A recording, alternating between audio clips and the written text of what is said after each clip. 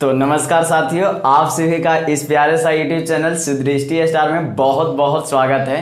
तो दोस्तों, आज जो है हम लोग समाज के बारे में बात करने वाले हैं कि आखिरकार भाई हमारा समाज इतना इम्पोर्टेंट क्यों है, हमेशा एग्जाम में अक्सर क्यों पूछे जाते हैं। तो पूरा पे चर्चा होने वाला है। इसको अगर जानना चाह रहे हैं तो इस वीडियो में अंत तक बने रहिए, ताकि जितना भी इससे कन्फ्यूजन हो आप लोगों को दूर हो सके।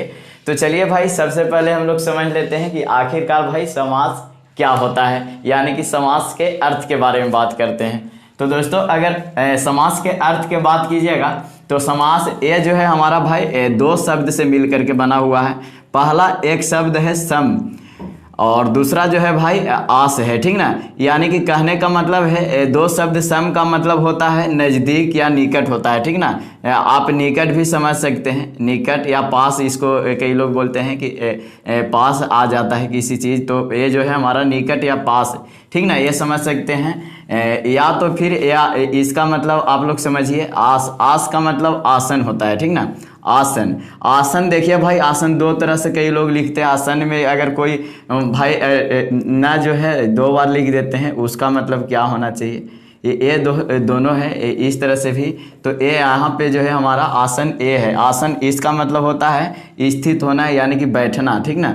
स्थित होना यानी कि बैठना, तो स्थित या बैठना भी आप लोग समझ सकते हैं। यानी कि कहने का मतलब है भाई हमारा समाज से यही पता चल पा रहा है कि अगर कोई भी हमारा चीज़ होगा भाई, या तो मतलब दूर होगा, वो जो है आपस में निकट में साथ में आकर के जो है स्थित हो जाएगा, यानी कि बैठ जाएगा, उसी को समास कहेंगे। अब भाई इसका जो है कई लोग बोलते हैं कि समास के जो हिंदी अर्थ की अगर बात किया जाए तो इसको हिंदी अर्थ जो है भाई संक्षिप्त के नाम से जानते हैं, ठीक ना। कई लोग इसको संक्षेप भी बोलते हैं, ठीक ना। तो संक्षेप या संक्षिप्त, इसको अगर आप लोग बोलिएगा तो संक्षिप्त का मतलब क्या होता है थोड़ा सा समझिएगा। संक्षिप्त दोस्तों, अगर आप लोग जो है क्लास 12 वगैरह में अगर पढ़े होंगे, अगर नहीं भी पढ़े हैं तो अगर 12th में जाइएगा या कंपटीशन से आप लोग देख रहे हैं तो क्या होता है, 12th में था एक संक्षेपण पूछता था, ठीक ना। संक्षेपण का मतलब था कोई बड़ा चीज़ रहता था उसको हम लोग छोटा करके लिखते थे, उसे के लिए हम लोगों को फ्री में 2 से 4 नंबर 8 नंबर मिल जाता था, जो बहुत ही खुशी की बात थी। लेकिन यहाँ पे भाई हम लोग जो है संक्षेपित करते हैं, किसको संक्षेपण किसको करते हैं, ये जो है हमारा भाई शब्द या पद को संक्षेपित करने का काम करते हैं। शब्द या पद, यानी कि दो शब्द या पद जो है, इससे अगर अधिक पद भी हो सकता है भाई, ठीक है ना। अगर आपस में एक दूसरे के साथ जो है निकट आ करके और स्थित हो जाते हैं, बैठ जाते हैं, तो उससे जो हमारा भाई उत्पन्न होता है, शब्द बनता है, ठीक ना, नया शब्द बनता है। वो जो नया शब्द है भाई, वो नया शब्द जो हुआ वही हमारा जो है समास का काम किया, ठीक ना। वही समास का काम किया, यानी कि आपस में आकर के मिल गया। यानी कि कहने का मतलब है भाई, इसको थोड़ा सा हम लोग दैनिक उदाहरण से समझते हैं, आखिरकार ऐसा जरूरी क्यों पड़ा। तो आप लोग भाई जैसे मान लेते हैं कोई पर्व त्यौहार का दिन होता है, जैसे हम लोग टीचर और स्टूडेंट है तो हम लोग के बहुत ही अच्छा पर्व सरस्वती पूजा है, ठीक ना। तो क्या होता है भाई, कई लोग जो है अपना से करीब होता है तो आदमी बोलता है कि भाई एक काम हम नहीं करेंगे, हमसे बेहतर है जो मेरा जो है सहपाठी है या हमारा छात्रगण कर सकते हैं।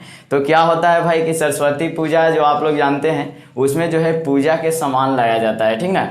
तो उसको अगर मान लेते हैं किसी को, रमेश जैसे मान लेते हैं मेरा फेवरेट है, तो रमेश को बुलाएंगे, कहेंगे भाई कि जाओ आज तुम बाजार से पूजा के लिए सामान लेकर के आओ, ठीक ना।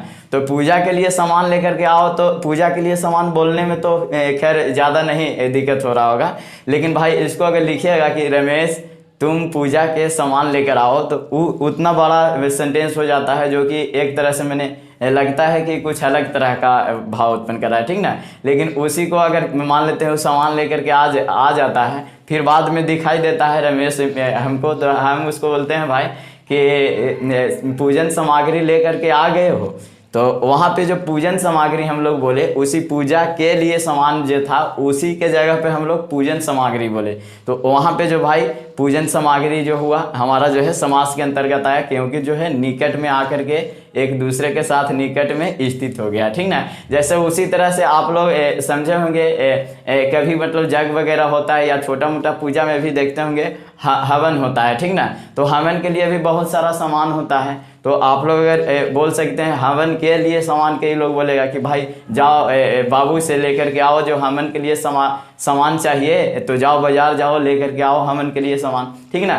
तो उसी को अगर बोलना चाह रहे हैं हम लोग समास के अंतर्गत, तो उसको बोलेंगे कि हवन सामग्री आया या नहीं आया, ठीक ना। तो ये सब जो देख रहे हैं भाई बड़ा शब्द को, यानी कि यहाँ पे जो आप लोग देख रहे होंगे एक चीज हट रहा है यहाँ से, क्या आप लोगों को हटते हुए देखने को मिल रहा है। जैसे देखिए पूजा के लिए सामान, ठीक ना, पूजा के लिए सामान, पूजा के लिए सामान यहाँ पे अगर बोलिएगा तो इसमें क्या होता है, हम लोगों को 1 2 3 4 शब्द यहाँ पे देखने को मिल रहा होगा आप लोग के, 4 शब्द। अगर इसी को हम लोग समास में अगर करेंगे तो हमारा जो होता है पूजन सामग्री, पूजन सामग्री, ये जो हुआ भाई हमारा पूजन सामग्री एक ही शब्द के अंतर्गत आ गया, ठीक ना।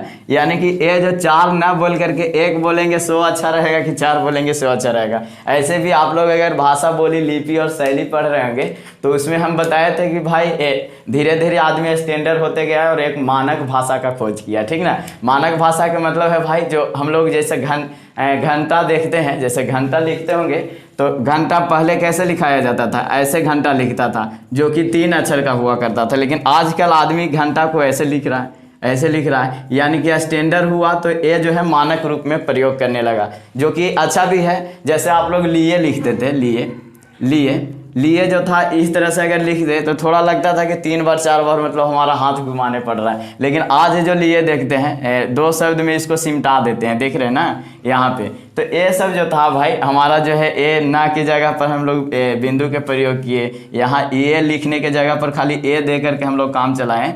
तो ये जो था स्टैंडर्ड फॉर्म में हम लोग खोज किए थे, जो कि बहुत ही अच्छा साबित भी हुआ। अक्सर आप लोग किताब वगैरह में भी ज़्यादातर इसी का प्रयोग देखते होंगे, ठीक ना। तो उसी तरह से हमारा समास के भी जरूरी पड़ा, क्योंकि पूजा के लिए सामान नहीं लिख करके पूजन सामग्री लिखा तो बहुत ही अच्छा देखने को लगा। जैसे हवन सामग्री लिखेगा, जैसे हवन के लिए सामग्री अगर लाया, हवन के लिए सामान अगर लाता है तो हवन के लिए लाएगा तो हवन सामग्री लिखाएगा, तो वो भी जो है भाई एक ही अक्षर में हो जाएगा। यहाँ से आप लोगों को क्या देखने को मिल रहा होगा, यहाँ पे जो है हमारा भाई के लिए, यहाँ पे जो हमारा एक तरह से समझिएगा तो एक विभक्ति के अंतर्गत आता था, ठीक ना। ये विभक्ति चिन्ह इसको बोलते हैं। तो ये जो है विभक्ति है भाई, इसको हटा करके जो है हम लोग प्रयोग कर रहे हैं, ठीक ना। पूजा के लिए सामग्री भी बोल सकते हैं, सामग्री में समान ही होता है, ठीक ना। तो ये जो है हमारा खास करके इससे अगर समझे तो हमारा ये पता चलता है कि 2 शब्द को काट करके एक ही में जो है इसको निपटारा कर दिया, यही समास है, ठीक ना। यानी कि कह सकते हैं भाई जब 2 या 2 से अधिक शब्द आपस में मिलते हैं और मिलने के बाद जो है उसका संक्षेपण होता है, तो वही जो है समास की प्रक्रिया होती है, ठीक ना। तो यहाँ पे आप लोग समझ गए होंगे कि हमारा जो है समास किस तरह से कार्य करता है, हमारा दैनिक जीवन में इसका क्या प्रयोग है, और जो है भाई हम लोग समास इतना ज़्यादा क्यों पढ़ रहे हैं, क्योंकि भाई हम लोग स्टैंडर्ड बनते जा रहे हैं, ठीक ना। तो स्टैंडर्ड के लिए इसका उतना ज़्यादा प्रयोग कर रहे हैं। तो चलिए अब हम लोग समझते हैं, बहुत सारा इसमें ऐसा चीज़ आपको आने वाला है जो झकझोर देगा भाई, क्योंकि आप लोग इसके पहले नहीं जाने होंगे। जैसे आप लोग उपमान उपमेय का नाम सुने होंगे, या इसमें आने वाला है प्रथम पद आएगा, फिर उसके बाद दूसरा पद आएगा, या फिर उभय पद आएगा। ये सब जो है भाई इसमें देखने को आप लोग को मिलेगा। या समस्त पद इसको एक बोलते हैं, जिसको बोल सकते हैं भाई समस्त पद को आप लोग समासीय पद भी बोल सकते हैं। समास के लिए जो पद आता है, पद का मतलब एक तरह से शब्द होता है। ये जो हमारा हुआ एक तरह से देख रहे थे वाक्य में प्रयुक्त हो रहा था, इसलिए इसको पद बोल सकते हैं हम लोग, ठीक ना। तो हमारा जो है ये सब कन्फ्यूजन आने वाला है, तो उसको थोड़ा समझ ही लेते हैं क्या होता है। तो सबसे पहले तो हम लोग समझे भाई कि समास क्या होता है। तो समास क्या हुआ भाई, जब 2 पद आपस में मिलते हैं, जब 2 पद आपस में मिलते हैं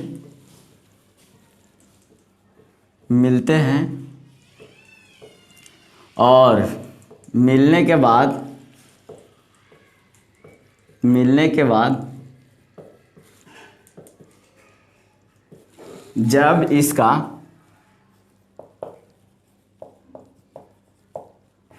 संक्षेपण से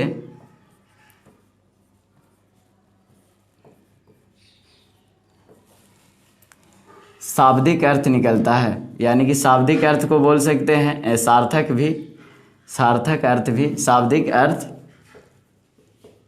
निकलता है तो उसे ही हम लोग समास कहते हैं। समास के मतलब है भाई निकट स्थित हो जाना, ठीक ना। यानी कि दो शब्द जैसे देख रहे थे, जैसे में इसको देख लेते हैं, जैसे में क्या था, जैसे बोलते हैं राजा का पुत्र, तो राजपुत्र जो था भाई, राजपुत्र, तो राजपुत्र जो है हमारा इसके अंतर्गत आ जाएगा। जैसे हवन सामग्री, हवन सामग्री, ये जो है भाई, या इसी तरह से बहुत सारा होगा, अभी तो शुरुआत हुआ है भाई, इसका अंत नहीं हो सकता है। तो ये सब देख रहे हैं भाई, शब्द था जो दो से दो अधिक था, लेकिन उसको जो है आपस में कंप्रेस किए हम लोग खाली, ठीक ना। कंप्रेस करने का मतलब छोटा किए, ठीक ना। तो ये जो है, फिर इसके बाद जो है आप लोगों को तंग करेगा भाई प्रथम पद, प्रथम पद, और उसके बाद जो है भाई पर पद या दूसरा पद भी उसको बोलते हैं। तीसरा जो है आप लोगों को दूसरा पद तंग करेगा, दूसरा पद। और एक जो है आप लोगों को आने वाला है इसमें समस्त पद, समस्त पद, समस्त पद। ये सब जान लेते हैं कि आखिरकार ये सब का मतलब क्या है, कब इसका कब कैसे प्रयोग, कैसे पहचाने। जैसे आप लोग हवन सामग्री देखे थे, तो इसमें जो था भाई दो शब्द आप लोगों को देखने को मिला होगा। पहला तो इसमें था हवन, और फिर इसके बाद जो है के लिए लगा, हवन के लिए समान होता है तो हवन, और दूसरा जो इसमें देखने को मिल रहा है सामग्री देखने को मिल रहा है, ठीक ना, सामग्री। तो सामग्री ये जो हमारा भाई हवन और सामग्री, ये जो है हमारा इधर जो पहला क्षेत्र में देख रहे हैं, इसको हम लोग जो है हवन को प्रथम पद बोलेंगे, ठीक ना। यहाँ पे ये जो हुआ भाई प्रथम पद के अंतर्गत आया, और ये जो अंतिम में देख रहे हैं भाई, ये हमारा जो है दूसरा पद के अंतर्गत, यानी कि इसको पर पद भी बोलते हैं, अंतिम पद भी बोल सकते हैं। तो ये जो है हमारा द्वितीय पद यानी कि दूसरा पद हुआ। और इसके अलावा भाई ये समस्त पद देख रहे हैं, यानी कि ये दोनों से कंप्रेस होकर के मिल करके जो हमारा हवन सामग्री बना, ठीक ना। तो ये जो हवन सामग्री आया, ये जो है हमारा भाई समस्त पद के अंतर्गत आएगा। यानी कि कहने का मतलब है, आप लोग साइंस में पढ़ते होंगे तो देखते होंगे, एक था अभिकारक होता था, और एक जो होता था हमारा प्रतिफल होता था। तो प्रतिफल यहाँ पे जो देख रहे हैं, यानी कि इससे जो है रिजल्ट निकला, तो रिजल्ट जो है हमारा समस्त पद के अंतर्गत आया। और अभिकारक में देखते थे कि दो या दो से अधिक तत्व जो है शामिल होते थे, तो दो या दो से अधिक यानी कि प्रथम तत्व, यानी कि पहला तत्व को हम लोग प्रथम यहाँ बोले और दूसरा को दूसरा बोले, ठीक ना। तो इस तरह से भी आप लोग इसको समझ सकते हैं। अब आप लोगों को इसमें तंग करेगा उपमान और उपमेय, ठीक ना। ये तो शायद अभी नहीं आएगा, ये आएगा आप लोगों को जब पढ़िएगा बहुव्रीहि समास, ठीक ना, तो वहाँ पे आएगा। तो उपमान और उपमेय क्या होता है इसको भी देख लेते हैं। उपमेय, उपमेय देखिए भाई, कभी कभी वाक आएगा जो मतलब आप लोग जैसे देख रहे होंगे, इसमें आने वाला है जैसे लंबोदर आएगा, लंबोदर आएगा तो उसमें लंबा पेट वाला, यही ना लंबोदर का मतलब हुआ लंबा पेट वाला आदमी है, ठीक ना, उसी को। तो इसके मतलब अर्थ न दे करके गणेश जी को जाता है यहाँ पे, आप लोग जानते होंगे गणेश जी के बारे में। तो गणेश जी को जाता है यहाँ पे अर्थ, यानी कि कहने का मतलब है लंबा जो इसका जो है लंबा पेट जो देख रहे हैं, लंबा पेट के जगह पर यहाँ पे देख रहे हैं गणेश जी से मतलब इसका जो है बताया जा रहा है। या तो आप लोग देख सकते हैं वह चांद सी दिखती है, यानी कि सीता चांद सी दिखती है, कर दीजिए सीता चांद सी दिखती है, सी दिखती है। तो यहाँ पे आप लोग समझिएगा, तो चांद जो है भाई, यहाँ पे चांद सी दिखती है, तो चांद जो है हमारा उपमान के अंतर्गत आ जाएगा, ठीक ना। चांद जो है उपमान के अंतर्गत आ जाएगा, और ये जो है सीता जो है यहाँ पे उपमेय के अंतर्गत आएगी, ठीक ना। तो सीता जो है उपमेय, ऐसा क्यों, यानी कि जिससे तुलना किया जाए भाई वो उपमान के अंतर्गत आएगा, फिर और जिसकी तुलना होती है वो हमारा जो है उपमेय होता है, ठीक ना। तो यहाँ पे जो भाई आप लोग देख रहे होंगे सीता चांद सी दिखती है, यानी कि चांद से सीता को तुलना हो रहा है। तो सीता जो है उपमेय के अंतर्गत आई, और यहाँ पे जो देख रहे हैं सीता उपमेय के अंतर्गत आई, तो तुलना जिससे हो रहा है वो जो है हमारा उपमान के अंतर्गत आया। ये तो आप लोग समझ गए होंगे। तो इसी तरह से गणेश से यहाँ मतलब लंबा पेट का मतलब तुलना किया जा रहा है। तो यहाँ पे क्या होगा, गणेश जो आप लोगों को देखने को मिल रहा है ये हमारा जो है किसके अंतर्गत आएगा, उपमान के अंतर्गत आएगा, क्योंकि जो है गणेश से तुलना किया जा रहा है, और जिसका तुलना हो रहा है लंबा पेट के यहाँ तुलना हो रहा है भाई, तो ये जो है हमारा उपमेय के अंतर्गत आएगा। तो यहाँ से आप लोग सिंपली क्लियर किए होंगे कि हमारा जो है समास का परिभाषा क्या हो सकता है, किस तरह से हमारा काम करता है, और इसके बाद प्रथम पद, दूसरा पद और समस्त पद जाने होंगे। और इसके अलावा जो है उपमान और उपमेय होता है, ठीक ना। इसके अलावा जो है भाई आप लोगों के उभय पद एक आएगा, ठीक ना। उभय पद के मतलब है भाई ये दोनों है, ये दोनों को अगर इंक्लूड कर दीजिएगा तो दोनों जो आ जाएगा एक साथ अगर आता है तो ये जो है हमारा भाई उभय पद के अंतर्गत, यानी कि दोनों ये जो देख रहे हैं अलगे अलगे भी लिखा रहेगा ना, तो ये जो है हमारा उभय पद के अंतर्गत आएगा। तो ये सब जो है आगे आप लोगों को आने वाला है। तो दोस्तों यहाँ से तो आशा करते हैं कि आप लोगों को जितना चीज़ समझाएं समझ में आया होगा। अब थोड़ा सा हम लोग आगे बात करते हैं, इसके भेद पे चर्चा करते हैं कि आखिरकार जो है कई लोग बोलते हैं कि हमारा जो है समास के 6 भेद होते हैं, बट कई लोग के कहना होता है कि समास के 4 भेद होते हैं। आखिर इसके पीछे कारण क्या है, किस तरह से हमारा हिंदी व्याकरण में इसका भेद काम करता है, इसको भी हम लोग समझ लेते हैं। तो इसके लिए भाई आप लोगों को इसको सबसे पहले मिटा लेते हैं, उसके बाद आप लोगों को चर्चा करते हैं कि हमारा जो है समास का कभी कभी 4, 5 और 6 भेद क्यों बताया जाता है, ठीक ना। और ये जो है हमारा हिंदी व्याकरण में किस तरह से पढ़ना होता है। देखिए भाई उसमें कोई ज़्यादातर मतलब सोचने वाली बात नहीं है, क्योंकि जो है हमारा मेन रूप से जो 6 भेद होते हैं उसी को घुमा फिरा के मतलब लिख दिया गया है, और उसी को लोग पढ़ते हैं ज़्यादातर। ये सब आप लोग देखते होंगे संस्कृत वगैरह में ज़्यादा देखने को मिलता है, ठीक ना। लेकिन ऐसा नहीं है, हिंदी में भी हम लोग बहुत ज़्यादा उसका प्रयोग करते हैं। तो यहाँ पे हम लोग समझते हैं, पहला जो है मान लेते हैं समास के 4 भेद है, 5 भेद है और एक जो है 6 भेद है। तो सबसे पहले हम लोग समझते हैं 4 भेद के लिए। तो 4 भेद जो माना गया है भाई, इसमें जो है हम लोग समझ सकते हैं, पहला जो है हमारा पद प्रधानता के आधार पे, पद प्रधानता के आधार पे बांटा गया है, पद प्रधानता के आधार पर। पहला पद प्रधानता के आधार पे कहने का मतलब है भाई ये जो है हमारा कोई भी पद है उसको अगर प्रधानता के आधार पे, यानी कि कौन उसमें मेन है, किसका मेन भूमिका है, उसके आधार पे बांटा गया है। अगर पद प्रधानता के आधार पे अगर बात किया जाए भाई तो हमारा ये जो है 4 भाग में बांटा गया है। पहला जो है भाई उसको हम लोग प्रथम पद प्रधान समास बोलते हैं, प्रथम पद प्रधान समास।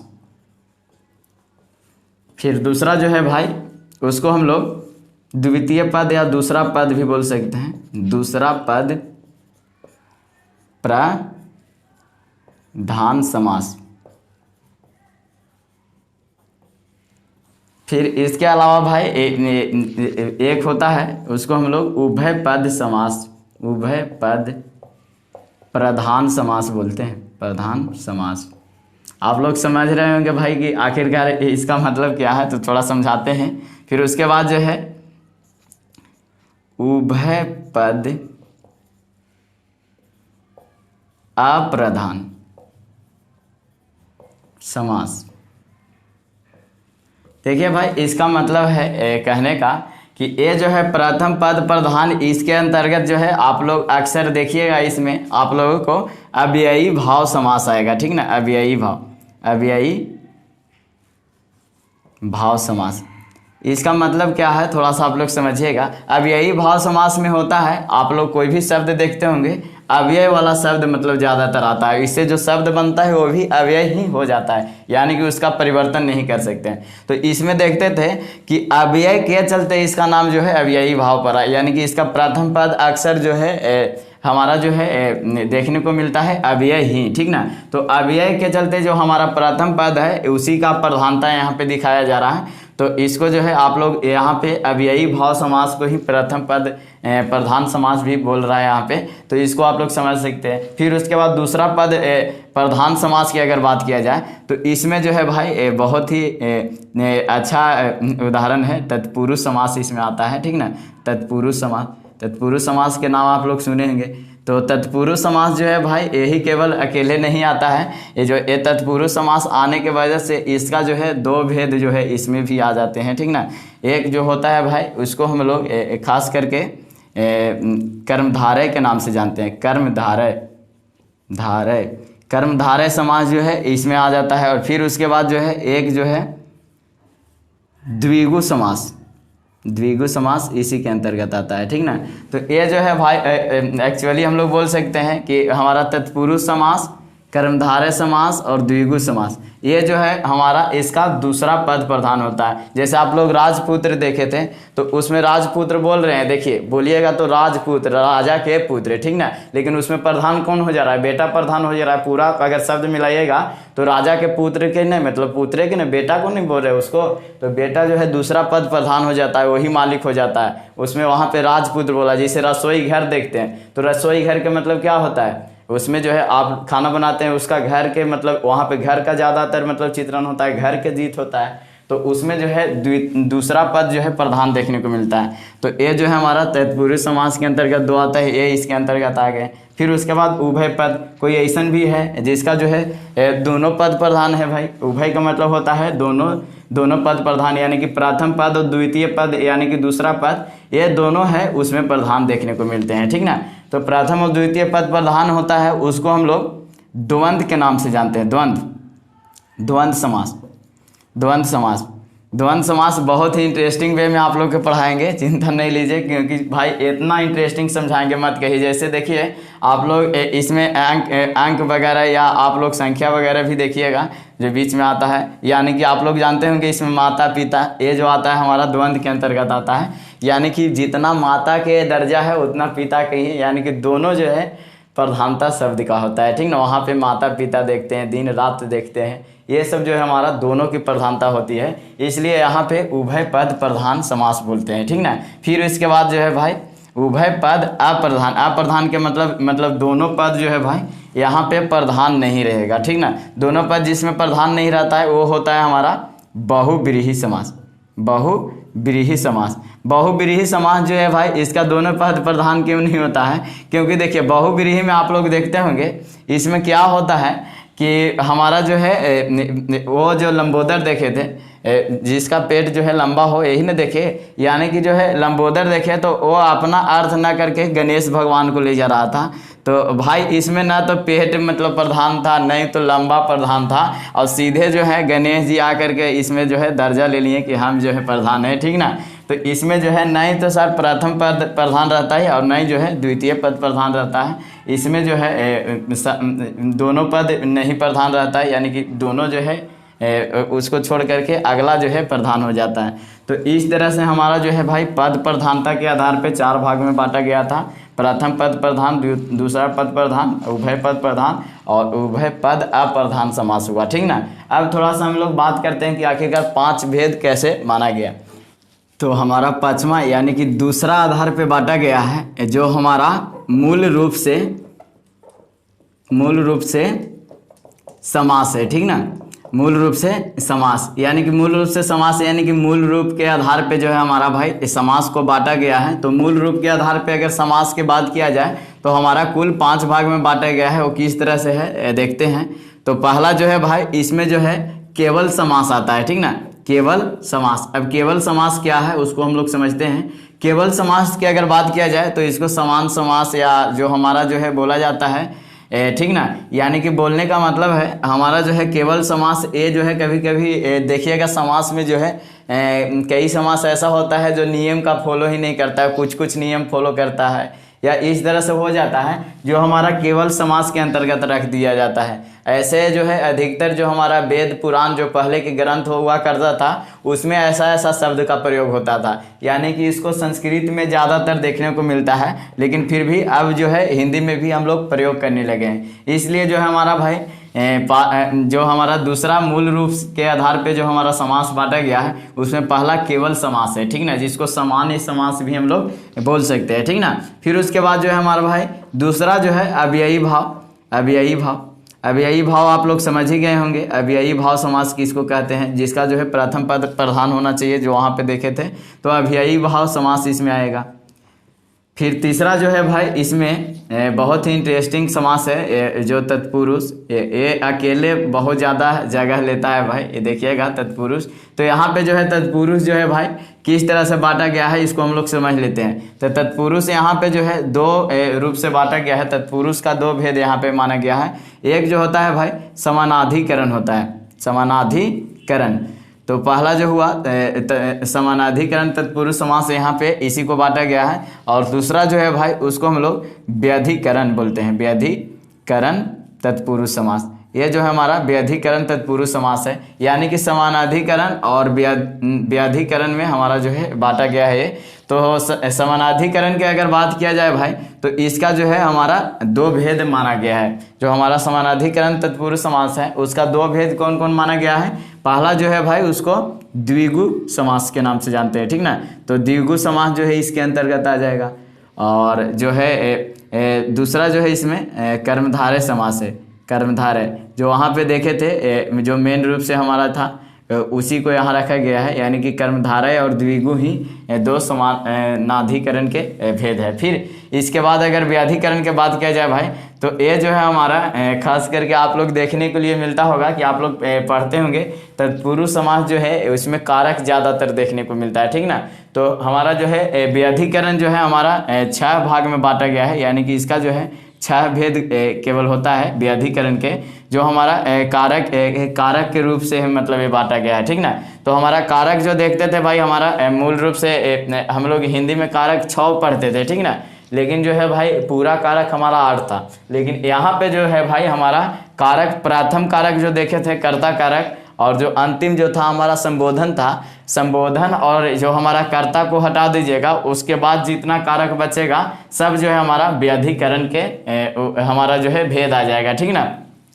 तो इसको कारकीय समास भी यानी कि कारक वाला समास भी कई लोग बोलते हैं। तो इसमें जो है 6 भेद में पहला जो माना गया है उसको कर्ता नहीं आएगा तो कर्म कारक समास हो जाएगा, कर्म कारक वाला समास हो जाएगा। फिर उसके बाद जो है हमारा भाई दूसरा होगा करण हो जाएगा, करण कारक समास। उसी तरह से जो है हमारा भाई इसी का तीसरा जो हो जाएगा, तीसरा वो जो हमारा क्या हो जाएगा संप्रदान, संप्रदान कारक समास हो जाएगा, कारक समास। फिर उसके बाद जो है चौथा हो जाएगा आपादान कारक समास। फिर इसके बाद जो है हमारा भाई अगला जो है पांचवा जो है उसको हम लोग संबंध, संबंध कारक समास भी बोल सकते हैं, कारक समास। और इसके बाद जो है अंतिम बचा भाई जो छठा अधिकरण को भी इसी में रखा गया है, अधिकरण, अधिकरण कारक समास।